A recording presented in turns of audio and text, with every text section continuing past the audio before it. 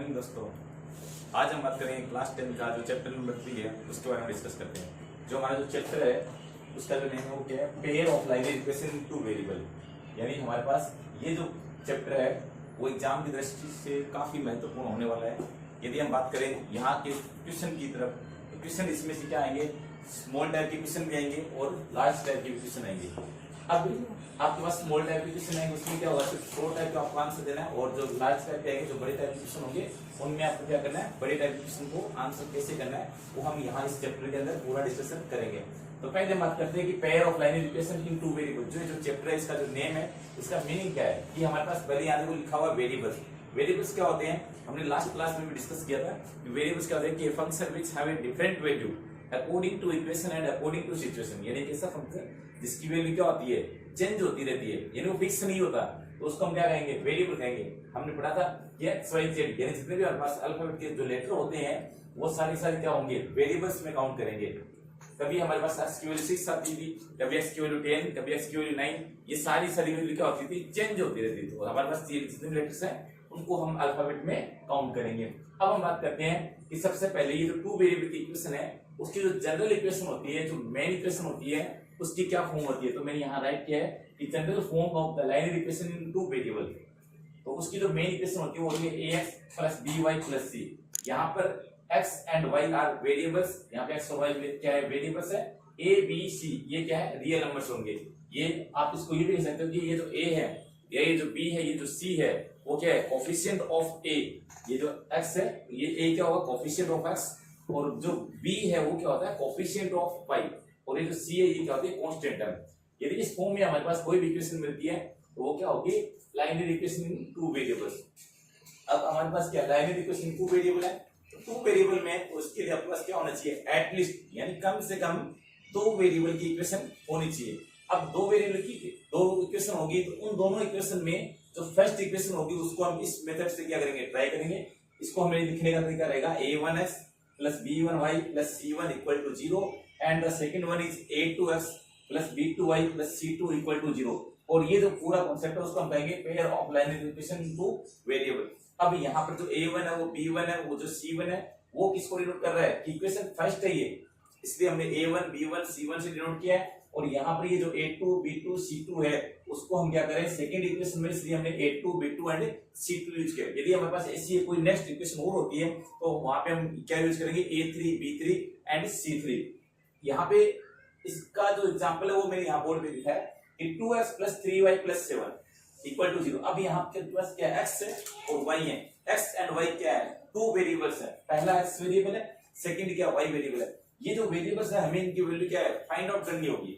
अब इनकी value find out करनी, पहले में चेक कर रहे हैं कि a क्या है, b क्या है, फिर यहाँ मैंने इसको इक्वेशन नंबर दिया फर्स्ट। अब इसके बाद में लिखा है second, 4x plus 9y plus में 17 इक्वल में 0। तो ये जो a की वैल्यू आप बताना चाहते हो, तो a की वैल्यू क्या होगी, कोफिशिएंट ऑफ x, x के मल्टीप्लाई में जो है वो क्या होगा, a1। यहाँ देखो मैंने लिखा a1 की वैल्यू क्या होगी 2, कोफिशिएंट ऑफ y, जो y के मल्टीप्लाई में वो क्या होगा, b1, और यहाँ ये जो कांस्टेंट टर्म है वो कितना है, 7। तो यहाँ आपके पास क्या होगा, c1 की वैल्यू क्या होगी, 7। ऐसे ही हमारे पास इक्वेशन सेकंड से क्या करेंगे, a2 b2 और c2 की वैल्यू फाइंड आउट करेंगे।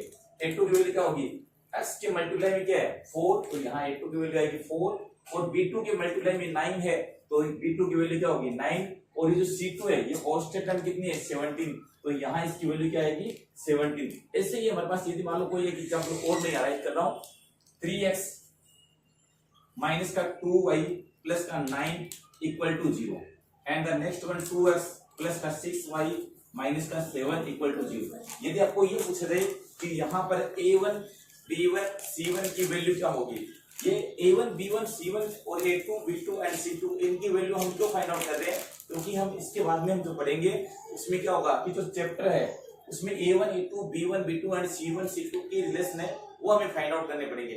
इनका रिलेशन हम तभी फाइंड आउट कर पाएंगे जब हमारे पास a1 a2 b1 b2 and c1 c2 की वैल्यू होगी। तो अभी यहाँ से ये जो एग्जांपल लिखा है मैंने, इस एग्जांपल 1 के अंदर आपको क्या करना है, a1 की वैल्यू बतानी है और a2 की वैल्यू बतानी है और b1 b2 और c1 c2 की वैल्यू बतानी है। तो मैं यहाँ पर a1 a2 b1 b2 and c1 c2 की वैल्यू शो कर रहा हूँ। तो इसके लिए a1 की वैल्यू क्या होगी, 3 होगी, B1 की वैल्यू यदि आपको निकालनी है, ये इक्वेशन नंबर फर्स्ट है, इसलिए जितने भी टर्म्स आएंगे वो सारे क्या आएंगे 1 में आएंगे। आपको B2 की वैल्यू निकालनी है, तो B2 की वैल्यू क्या होगी, यहाँ पर ये -2 लिखा हुआ है, तो ये आएगी B1 की जो वैल्यू आएगी वो आएगी -2 और C1 की वैल्यू होगी 9। और यहां से यदि मैं A2, B2 और C2 की वैल्यू निकालना चाहूं तो A2 की वैल्यू होगी 2 और B2 की वैल्यू होगी 6 और C2 की वैल्यू होगी -7। आपको यहाँ पर एक बात और भी ध्यान रखनी है कि ये जो कोफिशिएंट है इनके साथ में जो भी साइन दिए जाए, इन साइन का आपको जरूर यूज करना है। वो साइन यदि आप यूज करते हो A1 A2 B1 B2 and C1 C2 के साथ में, तो आपका जो क्वेश्चन है वो गलत नहीं होगा। कैसे कि अपने साइन का यूज करेंगे तो बहुत अच्छी बात। अब इसके बाद में हम बात करते हैं कि A1 A2 B1 B2 और जो C1 C2 में इनमें कुछ रिलेशन होते हैं। उन रिलेशन को देखकर हम ये बता सकते हैं कि हमारे पास जो इक्वेशन बनी है उन इक्वेशन का यदि हम ग्राफ बनाए तो ग्राफ कैसे बनेगा, ग्राफ में कौन कौन सी कंडीशन होगी, ग्राफ में जो लाइन बनेगी उस लाइन वो इंटरसेक्ट करेगी, बाइसेक्ट करेगी, क्या होगा, सारा हम नेक्स्ट स्क्रीन पे डिस्कस करते हैं।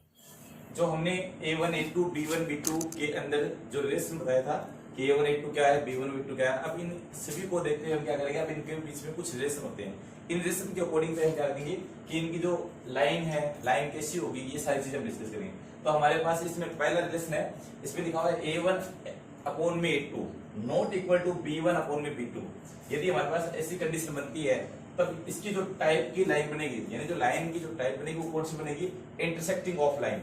इंटरसेक्शन ऑफ लाइन का मतलब है कि जब आप इसका ग्राफ ड्रॉ करोगे, यानी ग्राफिकल रिप्रेजेंटेशन करोगे, तब यहाँ पर जो लाइन बनेगी वो कुछ यू इस तरह इंटरसेक्ट करेगी।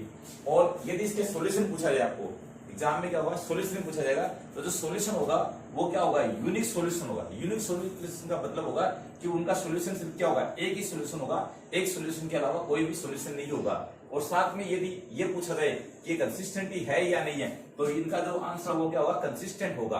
कंसिस्टेंट इसके लिए बताओगे जिनका सॉल्यूशन होगा उनका आंसर क्या होगा, कंसिस्टेंट होगा।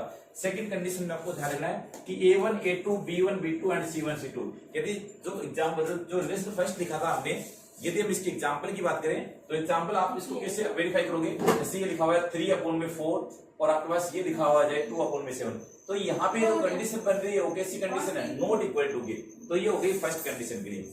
अब हम बात करें सेकंड कंडीशन के लिए, तो सेकंड कंडीशन में देखो A1/A2 इक्वल है किसके, B1/B2 इक्वल है C1/C2, A1 A2 B1 B2 C1 C2। यदि ये कंडीशन अप्लाई होती है तो यहाँ पर जो टाइप ऑफ लाइन बनेगी, जो लाइन की जो टाइप होगी वो कैसी होगी, लाइन की जो टाइप होगी वो होगी कोइंसिडेंट। कोइंसिडेंट का मतलब होता है कि ओवरलैपिंग, यानी इसको हम सेकंड वर्ड में बोले ओवरलैपिंग। ओवरलैपिंग का मतलब होता है कि एक लाइन के ऊपर ही क्या होगी, दूसरी लाइन होगी। यदि मैं इसका ग्राफिकल ड्रॉ करूं तो ये आ गई एक लाइन, इसी के ऊपर क्या होगी, सेकंड लाइन आ गई। और यदि इसके सॉल्यूशन पूछा जाए तो ये जो लाइन है, ये लाइन क्या कर रही है, इसको मेनी टाइम टच कर रही है, तब इसके जो आंसर होंगे वो क्या होंगे, इनफिनिट सॉल्यूशन होंगे। और यदि हम ये पूछा जाए कि कंसिस्टेंट होगी या इनकंसिस्टेंट, तब इसका आंसर होगा कंसिस्टेंट। फिर जो नेक्स्ट थर्ड रिलेशन होगा वो क्या होगा, A1 A2 B1 B2 C1 C2 में फिर से यदि आपके पास A1 A2 इक्वल है किसके, B1 B2 के, और यहाँ पर दिखा हुआ है not equal to C1 C2 के, तब ये जो लाइन होगी वो कैसी होगी, पैरेलल होगी। यदि आपके पास जो लाइन होगी वो दोनों लाइन क्या होगी, ऐसे पैरेलल होगी, यानी वो एक दूसरे को कहीं भी क्या करेगी, दे नेवर मीट, यानी वो कभी भी नहीं मिलेगी एक दूसरे के साथ में। और यदि इनके सॉल्यूशन के पूछा जाए तो इनके सॉल्यूशन क्या होंगे, नो सॉल्यूशन होगा। नो सॉल्यूशन क्यों होगा, इसका रीजन है कि वो दोनों लाइनें कहीं पर भी नहीं मिल रही। फर्स्ट वाले में हमने देखा था कि ये दोनों लाइनें कहीं एक पॉइंट पे टच कर रही थी, तो हमने इसको इंटरसेक्टिंग बोला था, और वो उसके सॉल्यूशन क्या रहा था, सिर्फ यूनिक सॉल्यूशन आया था। सेकंड में ये जो कंसिस्टेंट वाली है उसमें क्या हो रहा है, मेनी जगह क्या कर रहा है कि यहाँ पर टच कर रहा है, इसलिए इससे सॉल्यूशन क्या है, मेनी सॉल्यूशन या इनफिनिट सॉल्यूशन। और अब आपके पास यहाँ पे ये क्या है, ये दोनों लाइन क्या है, पैरेलल है। क्या है, ये दोनों लाइन है पैरेलल है। अब पैरेलल तो एक दूसरे को टच नहीं कर रही, तो इसलिए इसका जो सॉल्यूशन है वो कोई भी सॉल्यूशन नहीं होगा, तो यहाँ इसका सॉल्यूशन आएगा नो सॉल्यूशन।